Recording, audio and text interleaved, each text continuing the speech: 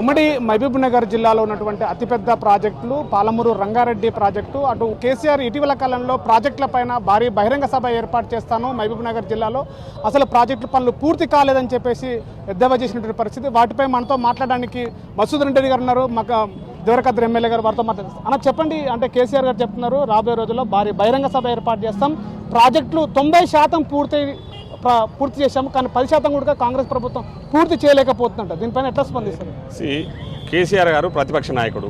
గత 2 సంవత్సరాలుగా ప్రతిపక్ష నాయకుని హోదాలో ఎక్కడ ఎక్కడ ఏ ఇబ్బందులు ఉన్నా కూడా ఇన్ని రోజులు కనిపించలే. ఏదో అప్పుడప్పుడు వచ్చేసి ఫామ్ హౌస్లకి నుంచి బయటకు వచ్చేసి ఏవో ఊకదంపుడు ఉపన్యాసాలు ఇస్తే ప్రజలు నమ్మే పరిస్థితుల్లో లేరు. పాలమూరు రంగారెడ్డి గురించి నీకు మాట్లాడే అర్హత లేదు కేసీఆర్ గారు ఫస్ట్ ఆఫ్ ఆల్. ఎందుకంటే 2015 జూన్ 11వ తారీఖు రోజు నీవు ఇక్కడనే నా నియోజకవర్గం కరివెన దగ్గరకు వచ్చి ఆ ప్రాజెక్టుకు శంకుస్థాపన చేసి నువ్వు మాట్లాడిన మాటలేంది? 3 సంవత్సరాలు ఆ ప్రాజెక్టును పూర్తి చేసి మాట్లాడినేవా లేదా? ఎందుకు పూర్తి చేయలేదు? మరి దాని తర్వాత ప్రారంభమైన 1 ఇయర్ తర్వాత 2016లో నువ్వు శంకుస్థాపన చేసిన కాళేశ్వరంలో పోయి 1,00,000 కోట్లు గాలబెట్టి అది కూలిపోయే విధంగా కట్టుకున్నావు. మళ్ళీ పాలమూరు రంగారెడ్డికి నిధులు ఎందుకు ఇవ్వలేదు? ఎందుకు సకాలంలో పూర్తి చేయలేదు?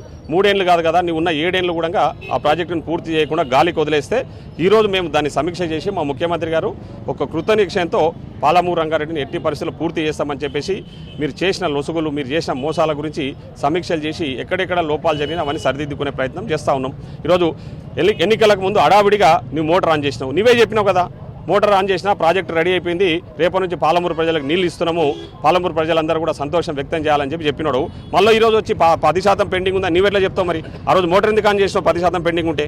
ఎవరిని మోసం చేయనికే? ఎన్నికలల్లా ప్రజలను మోసం చేసే ప్రయత్నంలో భాగంగా నువ్వు వచ్చి అడావిడిగా మోటార్ ఆన్ చేసిన అర్ధ గంటకి ఆ మోటార్ ఆగిపోయింది.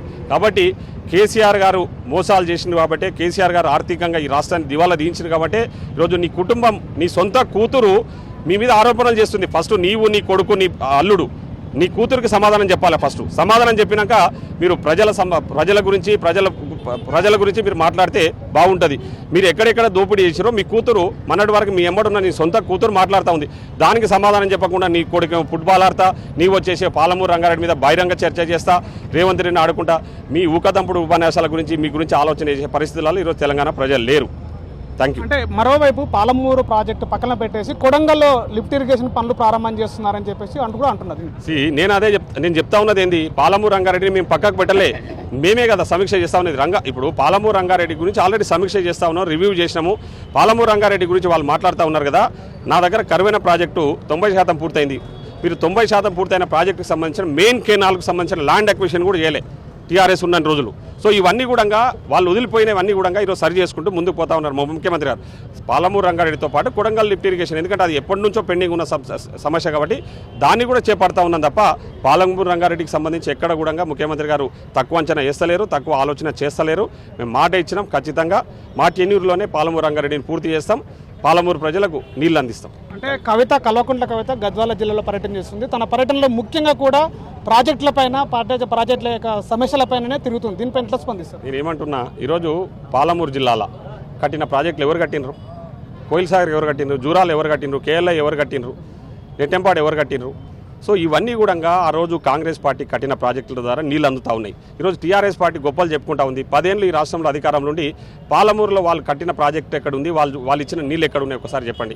పాలమూరు రంగారెడ్డిని గాలికి వదిలేసి పాలమూరు రంగారెడ్డికి నిధులు కేటాయించకుండా ఈరోజు కాళేశ్వరం అనే ఒక కూలేశ్వరం ప్రాజెక్టును కట్టుకున్న మీరు ఈరోజు మీకు మాట్లాడే అర్హత ఎక్కడదని చెప్పేసి ఈరోజు వాళ్ళ రాజకీయ పబ్బం కోసము అక్కడ కవిత, ఇక్కడ హరీష్ రావు, ఇక్కడ కేటీఆర్ వీళ్ళందరూ కూడా ఈరోజు ముఖ్యమంత్రి గారికి పాలమూరు జిల్లాకు సంబంధించిన మా గౌరవనీయులు రేవంత్ రెడ్డి గారికి పేరు వస్తూ ఉంది. సో ఆ పేరును చూసి ఓర్చుకోలేక మా పాలమూరు జిల్లా మీద పడి ఏడ్చే ప్రయత్నం చేస్తూ ఉన్నారు.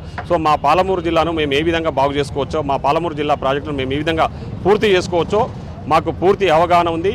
మీరు మోసం చేసిపోయారు, మీరు మోసగాళ్ళు, మీ గురించి ప్రజలు నమ్మే పరిస్థితుల్లో లేరు. Thank you. సో ఇది పాలమూరు రంగారెడ్డి యొక్క ప్రాజెక్టుల లోపల, అటు ఉదండాపూర్ ఉన్నటువంటి ఉమ్మడి మహబూబ్నగర్ జిల్లాలో ఉన్నటువంటి ప్రాజెక్టుల లోపల కూడా గత బీఆర్ఎస్ ప్రభుత్వంలోనే ప్రజలను మోసం చేసి 100 కోట్లు వెనకేసుకున్నారు. అందుకే ప్రజలు మిమ్మల్ని చీదరించారు, ప్రభుత్వంలో ఉండకుండా పక్కకు పంపించారని చెప్పేసి కూడా చెప్తున్న పరిస్థితి. మరోవైపు కూడా ఉమ్మడి మహబూబ్నగర్ జిల్లా ఉన్నటువంటి ప్రాజెక్టుల పనులు కూడా కాంగ్రెస్ ప్రభుత్వమే చుత్త పనిచేస్తుంది, దాంట్లో వాటిని కూడా పూర్తి చేస్తుంది. మరోవైపు కొడంగల్ నియోజకవర్గంలో కొడంగల్ లిఫ్ట్ ఇరిగేషన్ యొక్క పనులు కూడా చేస్తుంటే కూడా ముఖ్యమంత్రి రేవంత్ రెడ్డికి పేరు వస్తుందని చెప్పేసి కూడా మాట్లాడుతున్నారు. అందుకే అని చెప్పేసి కూడా చెప్తున్నటువంటి పరిస్థితి.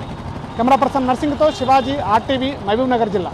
అసలైన తొలి వెలుగు. ఫాలో వాట్సాప్ @తొలి వెలుగు official.